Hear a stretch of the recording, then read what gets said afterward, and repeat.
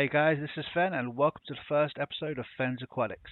Today I want to share with you some of the things that I will be using in my up and coming house move to transport my fish safely to their new home. This list is by no means exhaustive but contains the essentials in my possession. And also before I continue, some of you are going to realize that I'm essentially resetting my aquariums. Now, I know, as all of you know, that resetting your aquarium to completely fresh means I'm going to have to recycle those, but I won't have the time or space to do it. The reason I'm doing this is essentially I have a very bad pest snail problem in most of my aquariums, from snails hitch and ride on the plants. But you know, it's time to move on, and I also want to get some fresh scapes in there to make things a little bit more interesting. Lastly, before I continue this video, I apologize for the quality of the audio and of the video, as I broke my camera in the process of packing my house, so I've had to do this solely with an iPhone and a USB microphone. If you do find this video helpful, please like and subscribe. That will help a lot. And without further ado, let's get on with it.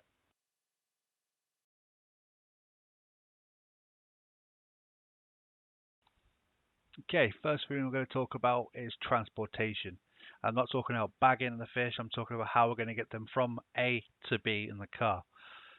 What I've got is a set of polystyrene boxes that look fairly similar to this. Some are tall, some are small, they come in all shapes and sizes, and they're readily available from your local fish store if they're willing to sell them to you. This one currently contains the substrate I'll be using, but we'll go more into that shortly.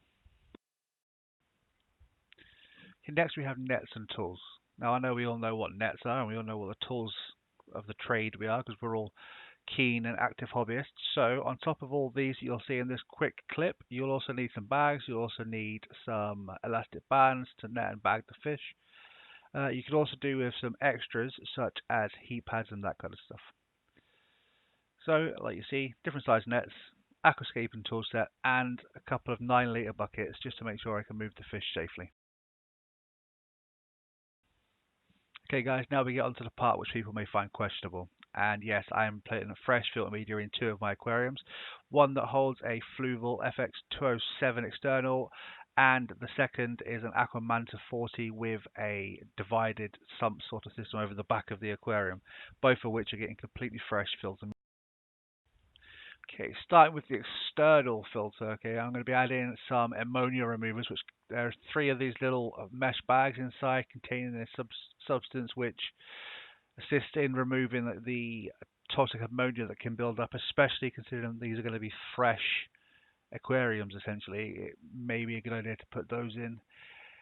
Second to that, I'm going to add some filter carbon, which should help with the clarity and some of the toxins in the water at the same time. I don't normally use activated carbon, but this time I find it may actually be a good idea.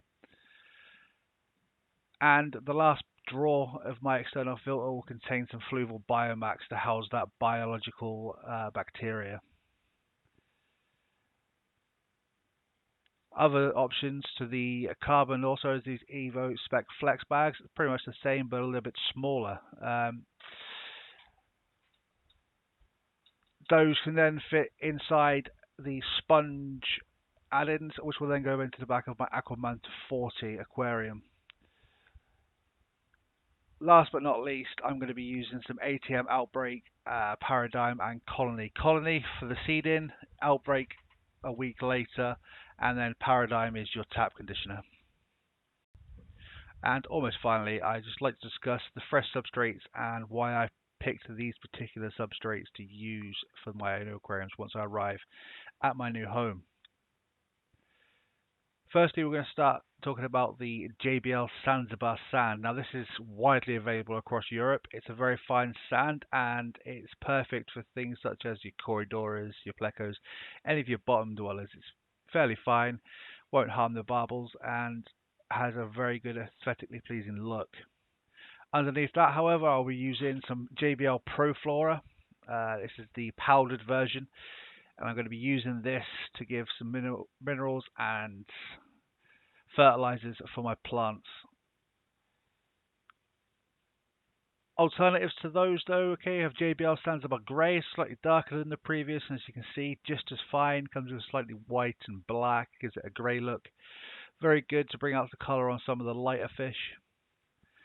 And separately I have some Fluval Plant stratum. This is a thicker grain. It's very good for your plants and your root health and that kind of thing.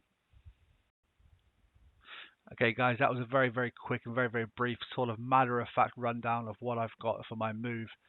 I'll discuss more things in the upcoming video about how I'm going to bag up my fish, that kind of thing. I'll discuss the bags I'll be using shortly. I hope my nerves didn't show up too much, guys, and I hope you enjoyed this video. Please hit that like and subscribe, and I will see you all again very, very soon.